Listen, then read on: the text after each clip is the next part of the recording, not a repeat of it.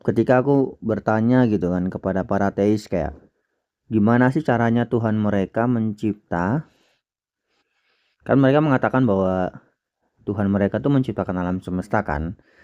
Jadi aku nanya dong, gimana caranya Tuhan itu menciptakan alam semesta gitu. Terus mereka kayak bilang kayak, ya Tuhan itu menciptakan alam semesta tanpa melalui suatu proses. Oke, ya. Itu gimana? Maksud gini.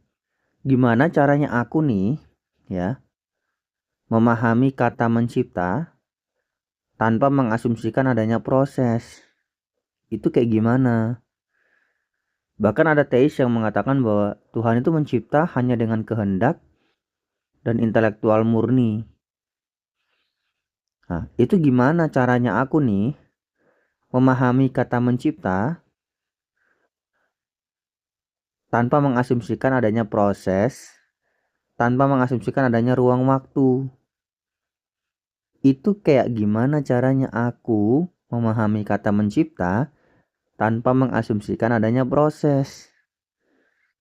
Sama kayak misalnya orang mengatakan bahwa alam semesta itu punya permulaan gitu. Nah, bagaimana caranya saya memahami kata permulaan tanpa mengasumsikan adanya ruang, waktu, dan juga proses? Gimana caranya saya memahami kata permulaan?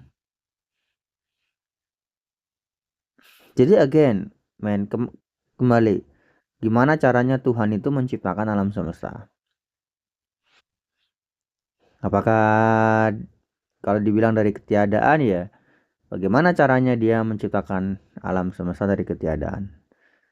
Dan jawaban kemahakuasaan Tuhan tuh bukan jawaban lah ya. Mengatakan kayak itu kemahakuasaan Tuhan tuh kayak